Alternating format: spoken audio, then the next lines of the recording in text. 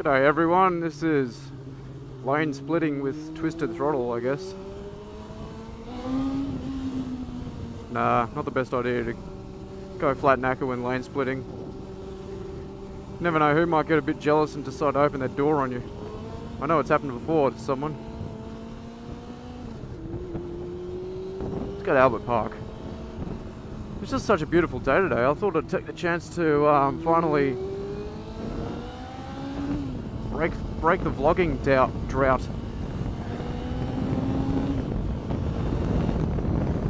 And yeah, as I said, it's just a perfect day for it. But anyway, I apologise for not doing any vlogs before. As most people will be aware, well, I mean, everyone will be aware. If you're not aware, you live under a rock or something. Grand Theft Auto 5 has been out, and I've got to say that game's like crack cocaine. I'm just addicted to it. I can't put it down. But, you know, it's kind of a sin to be inside playing video games on a day like this. After work, get home, my car, go for a ride on my bike, find the battery flat. Got to jump start the bike. Find out, remember that I had no muffler when I rode it last, and it just nearly shook the house apart when I started it up. Then go, oh, I got to put the muffler back on, and anyway, we're out now, and I thought I'd touch on a subject that I've got a very strong opinion on, and I know I'll sort of be preaching to the converted with this one, but I'll give it a go anyway. It's getting your driver's license in Australia, whether it be your car license, motorbike license, whatever. It's just way too easy. Like, compared to other countries, like especially European countries. I know America it might be fairly easy too, but compared to European countries, we just have, you know, it's like a 15-minute test with a driving instructor, and a 20 questions online. And as far as I'm concerned, it's not enough. I'm speaking as a motorcycle rider and as a car driver. I mean, you just see people who have no spatial awareness whatsoever on the road, and I'm constantly asking myself again, how did this guy get his license? The same goes for heavy vehicle drivers. Like, I work for a trucking company as a mechanic, and I mean, most of the drivers I see are pretty, yeah, they're pretty on the ball. They're really proficient. But you see others on the road, and you just wonder, why the hell are you driving a truck? How did someone let you behind the wheel of that? You know, they're pulling out in front of you. They're all over their lane, coming out into your lane, and on a motorbike, that's scary. It's you know, it's not great. Then there's car drivers. I was talking about this at work to some guys there, and they reckon they see more sports car drivers that are worse drivers than people that drive things like that Citroen C4 there. And I'll agree with that. I mean, I've seen Ferrari drivers, Maserati drivers, people like that. They're behind the wheel of that thing because they can be. Not that they should be, you know. Yeah. But anyway, countries like Germany and that. I've never been to Germany. I want to go there at some point. Just like I want to go to America, you know. I want to go to Africa, or I want to go everywhere in the world. But I've spoken to people who have been to Germany, and they all tell me the same thing. Germans always drive exactly in the center of their lane. You never see them swerve around at all. Of course, unless they're pissed drunk. But I'm pretty sure the legal limit over in Germany is 0. You can't have any alcohol at all. Here it's 0.05. In America it's 0.07 if I'm right. Correct me if I'm wrong. But yeah, the Germans drive exactly in the center of their lane. Finland, it's the same. You know, you'll see the Finnish, they don't mess around when it comes to driving. Their driving test involves involves being in a car that's out of control.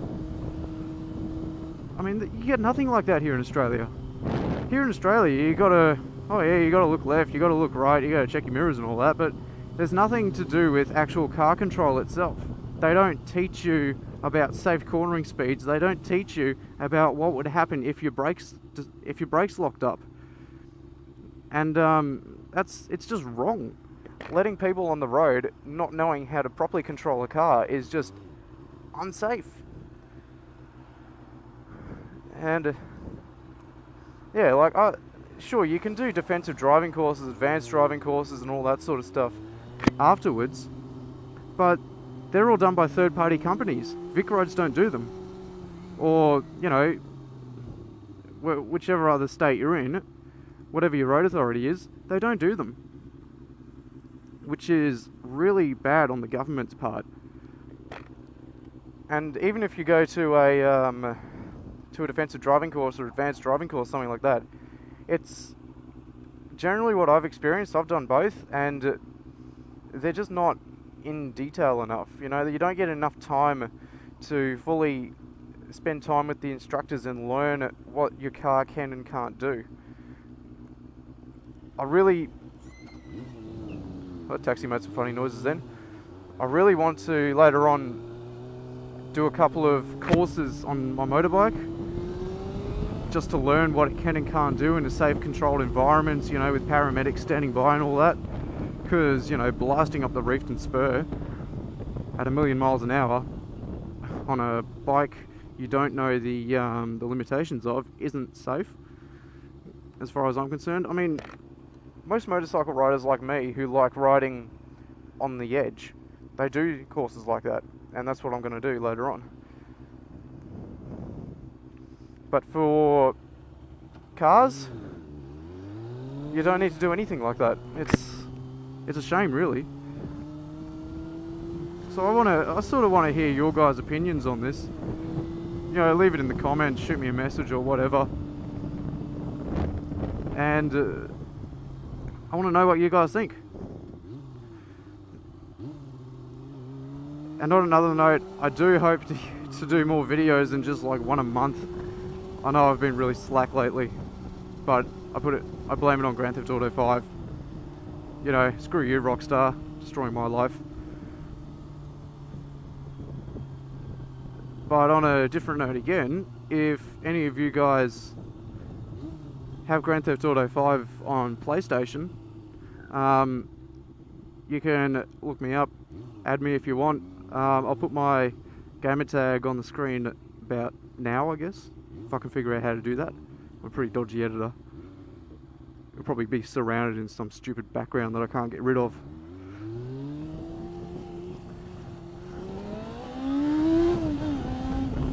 And if you can't tell already by the sound of the video, the muffler is back on since riding with Tom took it for a cruise. Oh, I won't exactly call it a cruise, more of a 4-minute blast on the limiter.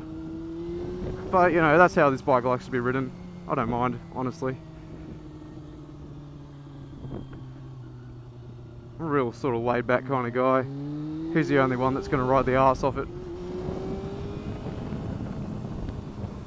But I'd also like to thank a lot of people who watched Riding with Tom's video of him riding my bike, and then all of a sudden I got like 300 extra subscribers. That's awesome. I mean, you guys are just awesome. So yeah, that's all I really had to say today. I've got a heap of other footage from previous rides I've got to do something with. A lot of it's pretty crappy because my camera kept dropping out. I hope it hasn't done it this time, because that would just suck. Hey, we got traffic coming. Come on. On another note again, I've had someone just absolutely rape my Facebook inbox with questions on what the specifications are on my bike and what I've done to it. So this one's for you. I'll leave you with all that information. There you go. Enjoy.